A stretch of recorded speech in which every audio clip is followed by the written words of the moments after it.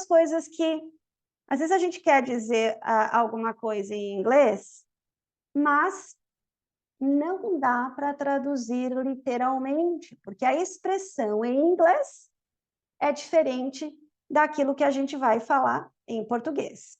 Então, aqui, ó, aprender expressões em inglês é importante para melhorar o seu domínio da língua. Por que para melhorar? Porque normalmente vai ter uma outra maneira de se dizer a mesma coisa sem usar as expressões. Posso falar de uma outra forma, tá? Isso é uma coisa que a gente vê o tempo todo. Às vezes você fala, você pode falar assim, mas eu posso falar de outro jeito? Sim, pode falar de outro jeito também. Só que quando a gente quer melhorar o nosso inglês, nós precisamos o quê? Aumentar o nosso vocabulário. Tá? Nós temos que aumentar o vocabulário.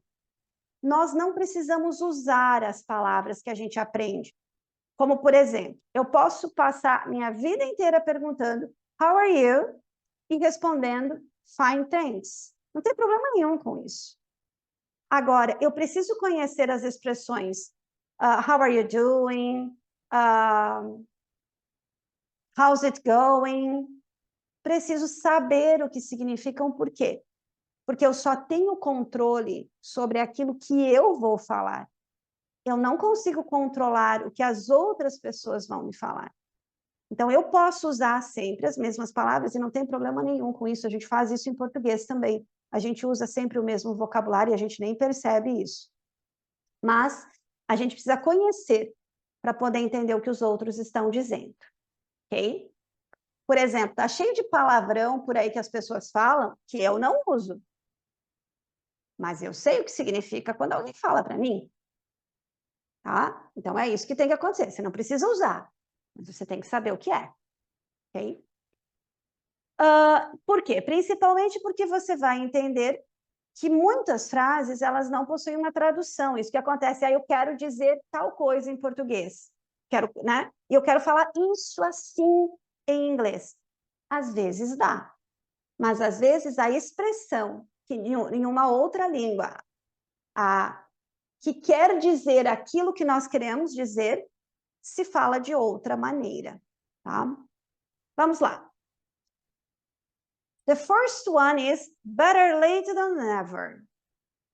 This is a very useful expression. Isso que é muito útil. Eu gosto dessa palavra.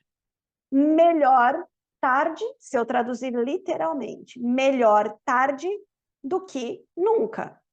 Em português, a gente não diz melhor tarde do que nunca, a gente diz o quê? Antes tarde do que nunca. Tá? Então, pense, como vocês pensariam, né? Vamos dizer que vocês não conhecem a frase. Você disse, antes tarde do que nunca. Vai dizer, já escutei isso. Before afternoon than never. Before afternoon. Da onde que saiu isso before afternoon? Before, antes. Tarde, boa tarde. Good afternoon. Ok? Então, tarde é afternoon. Então, before afternoon than never. Essas coisas a gente tem que tomar muito cuidado na hora que a gente vai falar. Porque esse tarde aqui é o late, né? De uma coisa acontecer mais tarde, né? Atrasado, né? E não de tarde, né? Parte do dia. Então, é muito, muito interessante como, às vezes, a gente chega em certas frases que ficam engraçadas, né? E se a gente procurar, tá cheio de meme por aí, né? Com essas tentativas, né? Que a gente faz de traduzir algumas coisas. Então, antes tarde do que nunca, é melhor a gente aprender essas expressões. Better late than never. You were here. Better late than never. Você chegou. Antes tarde do que nunca. You are studying English. Better late than never. Está estudando inglês? Antes tarde do que nunca. Better late than never. Another expression is call it a day. Tradução literal. Call, chamar. It, a coisa de que nós estamos falando de alguma coisa, call it a day. É chamar isso de um dia. Vamos chamar isso de um dia? Se a gente pensar com calma, faz um pouco de sentido, tá? É encerrar, acabar, né? Let's call it a day. Ok? Encerrou por hoje. Vamos chamar, vamos dizer que até aqui fechou o dia. Acabou o dia aqui, vamos parar aqui. Obviamente, a gente faz isso quando a gente está trabalhando, está fazendo um trabalho, você quer encerrar isso, é como se você tivesse, está encerrando o dia aqui. Vamos encerrar aqui. Let's call it a day. Let's call it a day. So, I'm so tired. Let's call it a day.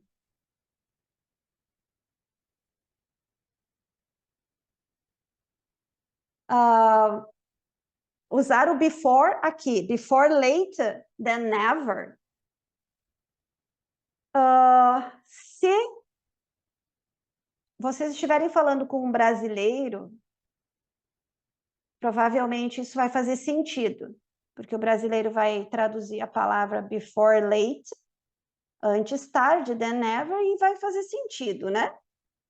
O que acontece é que a gente vai ter que ver que se você estiver falando com uma pessoa que não tem o mesmo conhecimento de inglês, de português que a gente tem, eu não sei se esse before late vai ficar claro do que o que a gente está dizendo. O before é muito questão de ordem, sabe? É muito isso, depois isso e depois aquilo, né? Então, eu acho que before late than never fica bem estranho. Talvez, se você pegar uma pessoa que tem uma mente bem aberta e está realmente disposta a te entender, ela vai entender o que é before late than never, mas fica estranho. Ok? Fica estranho. Ok. Então, let's call it a day.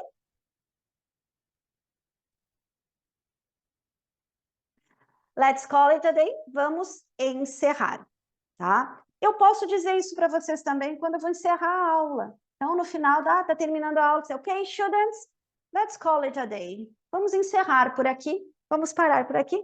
Let's call it a day. Ok? Let's repeat. Better late than never. You are here. Better late than never.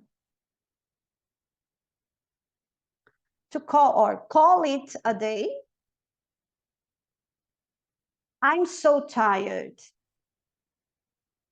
Let's call it a day.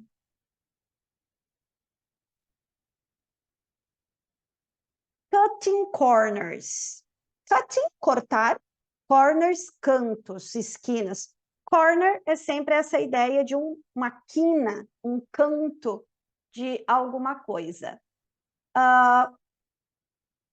Vamos pensar na ideia do que quer dizer esse cutting corners. Você imagina quando você está andando, por exemplo, e você tem ali uma esquina, tá? Uma quadradinha. Andar, fazer o quadrado demora mais, não demora? Né? Você tem que dar mais, vamos dizer, com um carro, mais difícil ainda, né? Você vai ter que parar, vai ter que andar, vai ter que parar, vai ter que fazer todo.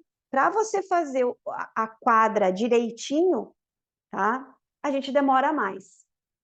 Se eu quisesse ir mais rápido e eu tivesse, vamos dizer assim, é uma quadra que não tem nada construído, se ao invés de eu fazer o canto direitinho, eu fizer isso mais redondo e eu cortar fora esse canto, né? Se eu fizer uma voltinha, eu vou muito mais rápido, né? Vai mais rápido se eu fizer tanto andando quanto de carro, eu vou fazer mais rápido se eu cortar a quina. Corta a quina, né? Faz mais oval, mais redondo. Isso é cut corners. Então, cortar a quina. Quando que a gente usa essa expressão? Quando você não está fazendo uma coisa bem feita. Por quê? Porque a gente fez o quê? Ao invés de fazer o que tinha que ser feito, que é o quadradinho direitinho com o carro, a gente deu um jeitinho para fazer mais rápido, tá? Não fizemos direito. Então, a ideia do cut corners é essa, fazer algo mal feito, tomar um atalho desnecessário, fazer algo da maneira mais fácil ou para poupar esforços. Então, sorry, I tried to cut corners today. Desculpe, eu tentei fazer mais rápido hoje. Normalmente a gente vai usar isso e o resultado não é muito bom. Então, você fez alguma coisa, você tinha um determinado trabalho para fazer, você tentou fazer ele mais rápido e o resultado não foi muito bom. Essa é a ideia de sorry, I tried to cut corners today. Eu tentei fazer mais rápido, eu tentei me economizar, vamos dizer assim, né? E eu acabei tomando um atalho, fazendo uma coisa mais ou menos, não fiz ela tão bem feita, né? E aí alguma coisa deu errado. E eu posso sugerir isso também. Why don't we cut corners and... E aí sugere. A gente não faz isso assim de uma outra maneira, mais rápido, né? Mas lembrar sempre que esse cut corners, ele tem um sentido mais negativo, tá? A gente não usa muito cut corners porque vai acabar tendo um impacto no final, no resultado do trabalho. Okay? Get out of hand. Essa é mais fácil de entender também, porque ó, get out é sair. Of hand, da mão. Saiu da minha mão, saiu do meu controle. Então, normalmente a gente entende que quando a gente tem alguma coisa na mão, é porque a gente está dando direção a algo. Você tem controle sobre aquilo que está na sua mão, em teoria. Então, quando alguma coisa sai da sua mão, a gente está dizendo o quê? Perdi o controle disso. Tá? Alguma coisa saiu do controle. Get out of hand. The gas price has gotten out of hand. O preço da gasolina saiu do controle. Tá? The gas price has gotten out of hand. The situation got out of hand. A situação saiu do controle. Okay? Let's repeat. Cutting corners. Sorry, I tried to cut corners today. Get out of hand. Vamos lembrar aqui da pronúncia do of, som de V. Get out of hand. Get out of hand. The gas price has gotten out of hand. Hang in there.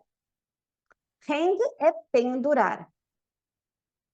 Hanger é algo que você pendura, né? O hang, pendurar. Hang in there. Pendura aí. O hang in, tipo, fica pendurado ali, né? O que quer dizer esse hang in there, né? É bem essa ideia, né? Você está caindo, vamos imaginar, você está caindo de algum lugar e está lá pendurado, né? Aí a pessoa diz assim, hang in there, tipo, fica firme ali, não larga, hang in, aguenta firme, não desista, hang in there. A gente tem algumas expressões interessantes com o hang, que às vezes não fazem muito sentido, né? Mas hang out, let's hang out, hanging out with friends, que é essa ideia de passar um tempo com os amigos, né? Então, hang in there, hang out. E o hang in there, tipo, fica ali, não larga, não desista. I'm coming home right now, hang in there. Estou voltando para casa agora. Fica firme, fica calmo, aguenta aí, né? Não desiste, aguenta aí, eu já estou indo. Hang in there, I'm coming. Ok? Vamos falar do coming, que eu gosto de relembrar isso, a gente também já viu isso várias vezes, mas só para a gente realmente fixar. Por que a pessoa fala I'm coming home? Então, eu estou no trabalho, a pessoa que está me chamando, que precisa de mim, está em casa, e eu não vou dizer para ela I'm going home. Eu vou dizer I'm coming home.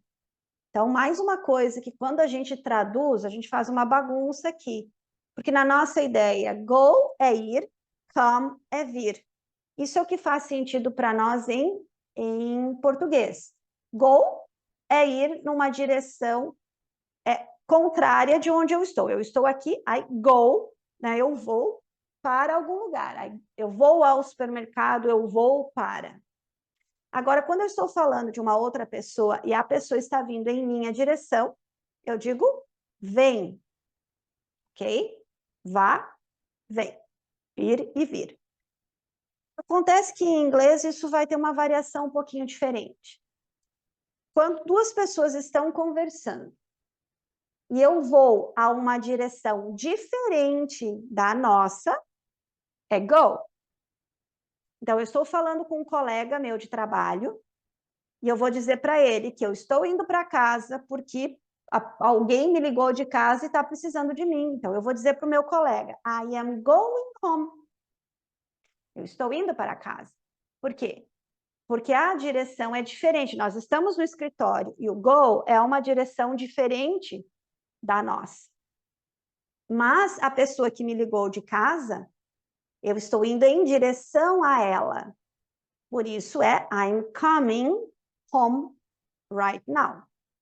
Então, para o meu colega, eu digo I'm going home. Para a pessoa que está em casa, eu digo I am coming home. Right? Hang in there. Fiquem firmes aí. Vamos dizer que eu preciso ir ao banheiro agora. I need to go to the bathroom, restroom. I say, okay, students, hang in there. I will be back in a moment. Tipo, fiquem ali, não se mexam, fiquem firmes, já volto. Hang in there. I will be back soon. Okay? Next. It's not rock science. Também é tranquilo, a gente usa isso, mas faz um pouco de sentido. Rocket é foguete. Science é ciência. Eu não sei como é que vocês são de física, né? Mas ciência para fazer um foguete funcionar não é nada simples. É uma coisa bem complicada. It's rocket science. Mas aqui eu estou dizendo que it's not rocket science. Não é, né? Ciência para fazer um foguete funcionar. Isso quer dizer o quê? É uma coisa mais simples. Né? Uma coisa que a gente vai entender. Né? It's not rocket science. Example. Why are you taking so long? It's not rocket science. Então, vocês estão fazendo exercícios, está fazendo uma atividade, está resolvendo alguma coisa, está fazendo algum relatório, está levando mais tempo. E aí alguém chega para você e pergunta, why are you taking so long? Por que está demorando tanto? It's not rocket science, não é difícil. Tá? Não é difícil, por que está demorando tanto? It's not rocket science, why are you taking so long? Okay? Let's repeat. Hanging there. I'm coming home right now. Hang in there. It's not rocket science. Why are you taking so long? It's not rocket science. To make a long story short. Essa também é fácil da gente entender. Fazer uma história longa curta. O que eu estou querendo assim? Para resumir, né? Ou, em resumo,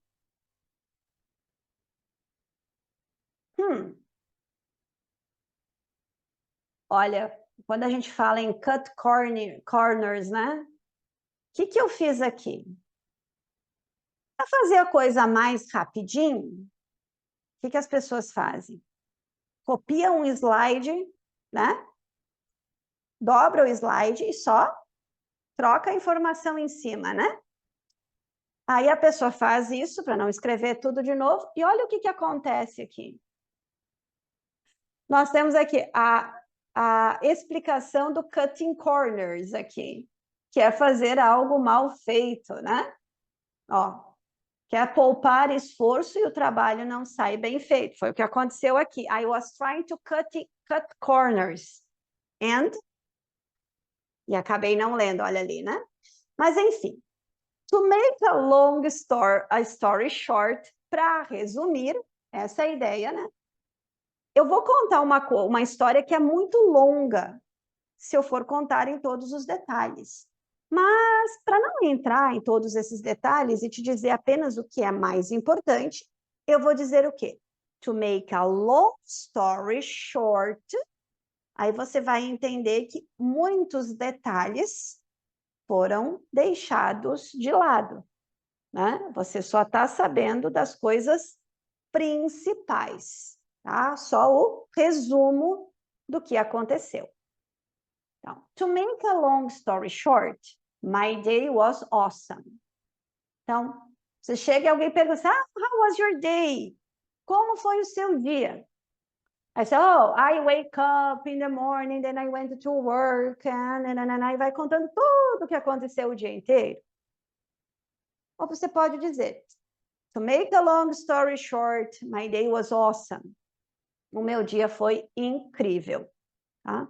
Então, muitas coisas aconteceram durante o dia, mas eu vou resumir e dizer que my day was awesome. Okay.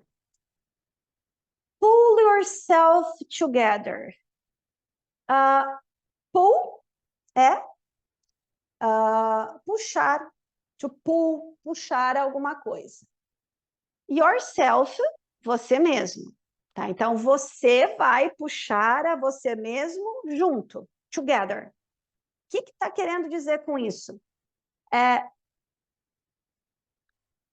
Vamos imaginar que uma situação muito ruim aconteça e você se desestabiliza, né? É como se você tivesse né? Assim, desmanchou em pedacinhos, né? O que você vai fazer? Você vai ficar esperando que alguém venha e te console? Não. Come on, pull yourself together, né? Recolhe ali os pedacinhos, né? Se recomponha, se acalme, né? Pull yourself together. Então, isso vai acontecer. Isso é normalmente o que a gente diz para alguém quando a pessoa está chorando muito, está desesperada, né? E aí a gente diz, ok, pull yourself together. Se recomponha, respira, se acalma, pull yourself together. Ok? Example. Pull yourself together and focus on your homework. Tipo, concentre-se, controle-se e foco no tema, na tarefa que tem que fazer. Ok? Let's repeat.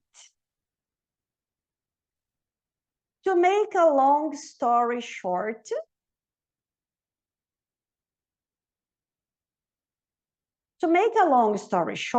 my day was awesome.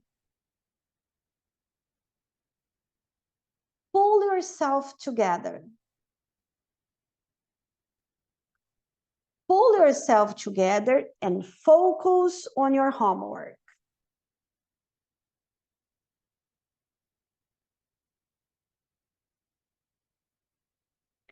So far, so good. Essa é a minha preferida. Eu gosto bastante dessa expressão.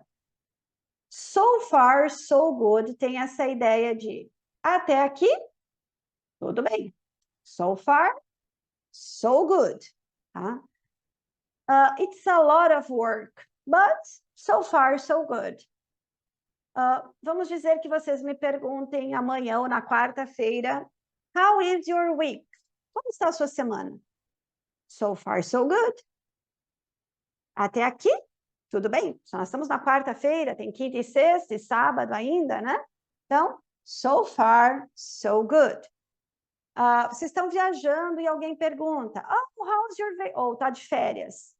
How's your vacation? Como estão suas férias? So far, so good. Até aqui, tudo bem. Ok? It's a lot of work, but so far so good. É muito trabalho, mas até agora tudo bem. For God's sake. For God's sake é uma expressão que a gente usa quando a gente está zangado com alguma coisa. Tipo, for God's sake. Nunca é uma coisa, oh, my goodness, my gosh. Não, é uma coisa mais forte, tá? E aí a gente, for God's sake. Ok? Pelo amor de Deus. Não é? Oh, pelo amor de Deus. Não. Pelo amor de Deus. For God's sake. Ok? Stop running at the mall, for God's sake. Pare de correr no shopping. Pelo amor de Deus. Tá? Pelo amor de Deus, para com esse barulho. For God's sake, stop that noise. Okay? Let's repeat. So far, so good. It's a lot of work, but so far, so good. For God's sake. Stop running at the mall, for God's sake. Faltou a entonação, aí não ficou boa, né? To have no clue. Clue é dica de alguma coisa. Uma ideia de alguma coisa, uma percepção de alguma coisa, uma clue, uma dica. To have no clue quer dizer que você não tem nenhuma dica, você não tem nada, você não faz a mínima ideia do que está acontecendo. Então, I have no clue what to do tonight. Não tenho nenhuma ideia do que eu vou fazer hoje à noite. Ou, I have no clue what is happening of what's happening. Não tenho nem ideia do que está acontecendo. Do you know where your sister is? Você sabe onde está a sua irmã? I have no clue. Não faço a mínima ideia. Como nós vamos resolver esse problema? How are we gonna solve this problem? I have no clue. Não faço a mínima ideia. Very soon, essa acho que a gente já viu várias vezes nas unidades, é logo, né? Daqui a pouquinho, very soon. I'll be leaving for work very soon. Eu vou sair para o trabalho em breve, logo, já já. Very soon, já já. When are you going to leave? Tipo, a gente vai sair. Quando que horas você vai sair? Já já. Very soon. When are you gonna leave? Very soon. Let's repeat. To have no clue. I have no clue what to do tonight. Very soon. I'll be leaving for work very soon. When is this going to finish? Quando isso vai terminar? Very soon. Já já. It's up to you. Está para cima para você. It is up, está para cima, to you, para você. O que quer dizer it's up to you? A decisão é sua, você que decide, depende de você, a bola está contigo. Você que vai dar as coordenadas aqui, it's up to you. Às vezes a gente só usa up to you, não precisa usar esse it is up to you, up to you. It's up to you where we'll eat on our anniversary. Lembra que anniversary é aniversário de algum evento, acontecimento, e não aniversário de pessoa. Porque aniversário de pessoa é birthday, que é dia do aniversário, dia de nascer, né? Birth, nascer, day, dia, birthday, dia que eu nasci. E o anniversary vem de annual, uma coisa que acontece anualmente. Então, anniversary é aniversário de evento. It's up to you where we'll eat on our anniversary. Depende de você, você que decide onde nós vamos comer no nosso aniversário. Take your time. Pegue o seu tempo. Take your time. Não, né? Tipo, tome seu tempo, sem pressa, vai com calma. Take your time. I'm in no hurry, take your time. Muitas vezes ela vai ser usada de forma irônica. Tipo assim, não estou com pressa, pode, né? Leva o seu tempo que você precisar. Normalmente não é bem isso que a pessoa quer dizer, né? Nesse caso, tipo, I'm in no hurry, take your time, né? Faz ali, a pessoa está sendo irônica. Mas não só, tá? Muitas vezes a pessoa, ok, I'm in no hurry, take your time, não tem pressa, vai com calma. Faça as coisas que tu tem que fazer com calma, take your time. Let's repeat. It's up to you. It's up to you where we'll eat on our anniversary. Take your time. I'm in no hurry. Take your time.